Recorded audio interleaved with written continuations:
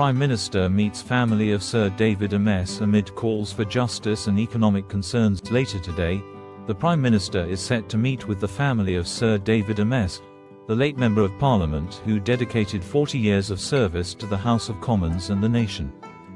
Sir David's murder has raised critical questions about the safety of democracy and the need for a proper response to his tragic death. During a session in Parliament, 1 Megapixel emphasized the importance of addressing this issue not only for Sir David's family but for the integrity of the country's democratic institutions. The Prime Minister acknowledged Sir David's profound impact, describing him as a deeply loved and respected colleague. He referenced the plaques commemorating both Sir David and Jo Cox, another MP tragically killed in office, and expressed solidarity with the opposition party, which lost a valued member under horrific circumstances. The Prime Minister assured the House that he would meet with the Amess family later in the day to address their questions and concerns. However, the session quickly shifted to pressing economic issues, with MPs raising alarms about job losses and the impact of recent budget decisions. 1 Megapixel highlighted the struggles of businesses forced to lay off staff or shut down entirely, questioning whether the government had estimated the number of job losses resulting from its budget policies. The Prime Minister responded by pointing to positive economic indicators, including record levels of investment, thousands of new jobs, wage growth outpacing inflation, and recent interest rate cuts, which he described as a significant boost to the cost of living. Critics, however, argued that the Prime Minister was out of touch with the realities faced by ordinary citizens.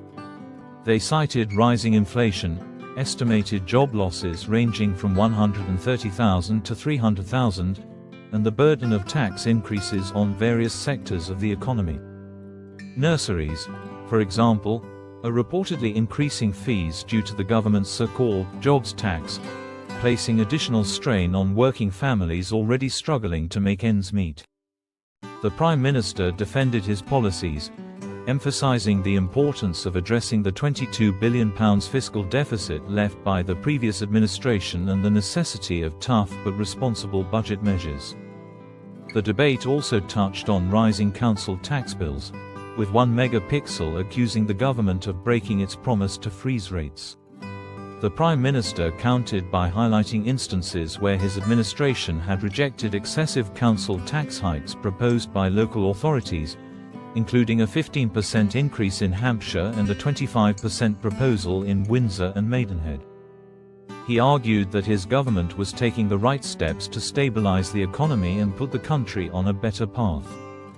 The discussion further expanded to include concerns about elderly citizens, with MPs pointing out that millions of pensioners had lost their winter fuel payments while facing rising care home fees. The Prime Minister reiterated the importance of wage growth outpacing inflation and the positive impact of falling interest rates on household budgets. He accused the opposition of failing to offer viable alternatives while criticizing the government's efforts to clean up the economic mess inherited from previous administrations. The session concluded with a heated exchange over the impact of the budget on farmers and food prices. MPs criticized the government for imposing additional taxes on farmers, warning that it could harm the agricultural sector and lead to higher food prices.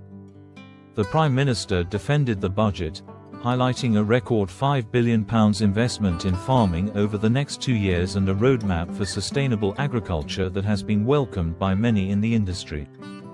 As the debate drew to a close, the opposition called for an emergency budget to address the growing economic challenges, accusing the government of making poor choices that have led to high taxes, low growth, and job losses.